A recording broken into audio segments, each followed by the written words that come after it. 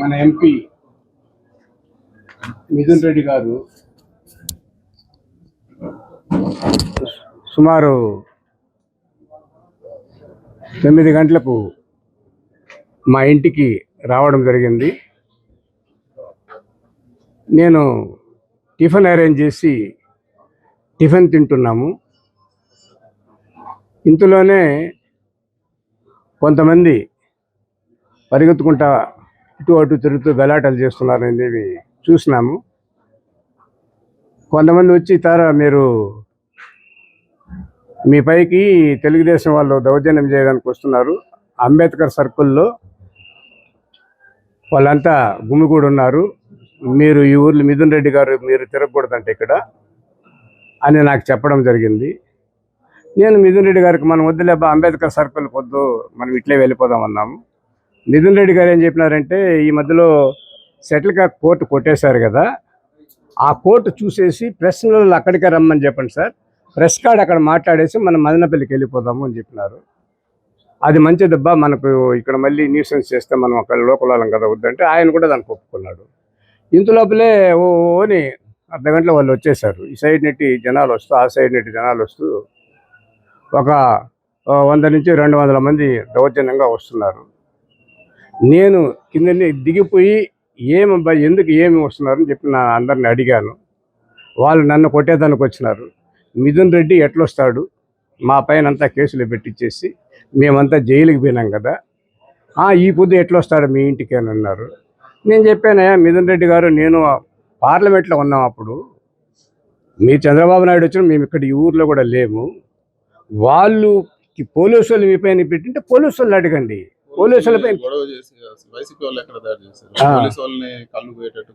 మరి మీరు జైలు పోయిండేది పోలీసులు కేసు పెడితే పోయినారు, వాళ్ళు మీరు కొట్టింటే దౌర్జన్యం మీరు వాళ్ళపైన ఏమైనా చేయండి. మిథున్ రెడ్డి రామచంద్రారెడ్డికి నాకు కానీ సంబంధం లేదు కదా, రామచంద్రారెడ్డి రాలా, మిథున్ రెడ్డి రాలా, వైకాపా వాళ్ళు కూడా అప్పుడు మీ దగ్గరికి రాలా కదా, పోలీసు వాళ్ళకు మీకు జరిగింది, వాళ్ళు కేసు పెట్టినారు, వాళ్ళు అడగండి అని చెప్తే మా భూములంతా కొట్టేసినారు, ఇట్లా చేసినారు అట్లా చేసినారు. ఆ సుహేల్ అనే అతను, సద్దాం అనే అతను, నాకు వాళ్ళ పేర్లు కూడా లేదు మళ్ళీ చెప్పింది, వాళ్ళు నన్ను కూడా కొట్టేదానికి దౌర్జన్యం చేయడానికి వచ్చినారు. ఇంత లోపల మాట్లాడుతున్నాను, ఇంతలే అంత రాళ్ళు చేతుల్లో పట్టుకున్నారు, పరిగెత్తుకుంటా మా ఇంటి పైకి వస్తున్నారు, దేనికి వస్తున్నారయ్యా అని గట్టిగా అడిగితే పోలీసు వాళ్ళు ఉన్న వాళ్ళు కూడా సైలెంట్ అయిపోయినారు. వాళ్ళు దమ రాళ్ళతో అందరిపైన వేస్తున్నారు. మా దగ్గర ఏమీ లేదు, వీళ్ళు వస్తారని మేము ఎక్స్పెక్ట్ చేయలేదు. మా ఇంట్లోకి చూడండి ఎంత కొట్టేసినారు, మా కార్లన్నీ కొట్టేసినారు. అంటే ఒక గెలిచిన ఎంపీ ఈ ఊరికి వచ్చేదానికి అధికారం లేదా? మీరు ఓడిపోయిన వాళ్ళ తరఫున మీరుండి ఇప్పుడు ఎన్ని దౌర్జన్యాలు చేసినారంటే అన్ని దౌర్జన్యాలు చేస్తూనే ఉన్నారు. పొంగనూరు టౌన్లోనో పొంగనూరు రూరల్లోనో అన్నీ భరిస్తున్నాం. ఎలాంటి పరిస్థితులను రామచంద్రారెడ్డి గారిని మిథున్ రెడ్డి గారిని మీరు రావద్దులే, ఇంకా అట్లే చెప్తున్నాము, వాళ్ళు కూడా రాకుండా ఉన్నారు. ఈరోజు జరిగిన దౌర్జన్యం చూస్తే ఎంత దౌర్జన్యం చేశారు. మరి మిరపొడి పెట్టుకున్నారు, రాళ్ళు ఎత్తుకున్నారు, రాడ్లు ఎత్తుకున్నారు, కత్తులు ఎత్తుకున్నారు, మా పైకి 100 మందికి వస్తున్నారు. దీనికన్నా ఏం కావాలి? చంపేయడానికే ప్రయత్నం చేస్తున్నారు. వాళ్ళు చంపేయాలని అంటున్నారు. మీరు ఎట్లా ఇస్తారు? మేము ఈ ఊర్లోకి రానికుండా టౌన్లోకి రానికుండా చేస్తే మీ ఇంట్లోకి వచ్చి టిఫిన్ ఎట్లా పెడతావు నువ్వు? నన్ను క్వశ్చన్ చేస్తారు. ఏమనాలి వాళ్ళను? ఆయన 3 సార్లు ఎంపీగా గెలిచినాడు, మనకు ప్రాతినిధ్యం వహిస్తున్నాడు. ఇప్పుడు ఎంత డెవలప్మెంట్ చేస్తాడు పొంగనూరు టౌన్, పొంగనూరు తాలూకాను? మీరు చెప్పండి.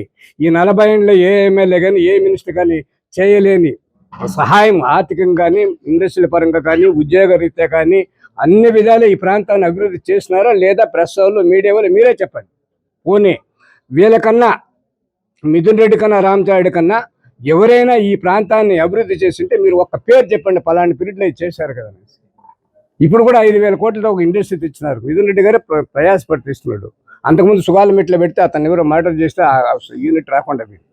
దానికి సబ్సిడీగా ఇంకొక ఇండస్ట్రీ చేసి బస్సుల ఫ్యాక్టరీ ఒకటి పెట్టేందుకు ట్రై చేస్తూ ఉంటే మీరు ఎందుకు సైలెంట్గా ఉన్నాము? పొంగనూరు ప్రశాంతంగా ఉంది కాబట్టి ఇది అల్లకల్లోలకు గురి కాకుండా చూసుకోవాల్సిన బాధ్యత మన పైన ఉంది. చిన్న వాళ్ళు ఒకవేళ తెలుగుదేశం వాళ్ళు అయినప్పటికీ వాళ్ళు కూడా మా నాన్నదమ్ములు అని చెప్పే ధోరణిలో మేము అడ్జస్ట్ చేసుకొని పోతా ఉంటే మీరు మా ఇంటి పైకి ఇంతమంది వచ్చి చేస్తారంటే మేమేం దౌర్జన్యం చేసినాం? ఎవరి పైన చేసినా, ఎప్పుడు చేసినాం, ఎక్కడ చేసినాం? చెప్పాలా మిథున్ రెడ్డి చేసినాడా, రామచంద్ర చేసినాడా, ఒకవేళ నేనేదన్నా చేసినానా, మా కార్యకర్తలు మిమ్మల్ని మీకు ఇబ్బంది పెట్టింటే చెప్పండి. భూముల తగరాదులు ఉంటే వాళ్ళు కోర్టుకు పోండి, కోర్టులో తేల్చుకోండి. అంతేగాని ఈ ఇప్పుడు ఎంపీ ఎమ్మెల్యే ఈ ఊరికి రాకూడదంటే మీరు శాసించే అంటే మీకేనా అన్ని తెలిసిందా? మాకేం తెలియదా? ఈరోజు ఉంటుంది తెలుగుదేశం, రేపొద్దున ఇంకో పార్టీ వస్తుంది, ఇంకో పార్టీ వస్తుంది. మా పార్టీ ఉన్న వైకాపా పార్టీ ఉన్న మేము ఎవరికి హింసలు చేయలేదే, ఎవరిని అరెస్ట్ చేయలేదే, ఎవరిపైన తప్పుడు కేసు మేము పెట్టలా.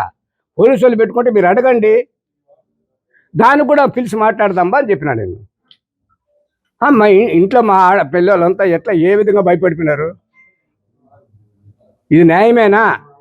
మీడియా వల్లే మీరే చెప్పండి. పోనీ మా తరఫున ఈ తప్పు మీరు చేసినారని చెప్పండి. పోనీ నేను దానికి తలనొస్తాను. మిథున్ రెడ్డి కూడా ఎంతసేపు పొంగులూరు డెవలప్ చేయాలనేసి మీకు అందరికీ తెలుసు. ఏ విధంగా డెవలప్ అయింది, ఎన్ని వేల కోట్లు ఎడకు వెచ్చించిందో తెలుసు. మిగతా ఏమన్నా పోనీ డెవలప్మెంట్ అయిందా లేదా? పోనీ ఇప్పుడు మాట్లాడే లీడర్లు మీకు మేమేమి అబ్స్ట్రక్షన్ చేసినాం? ఎప్పుడు చేసినాం?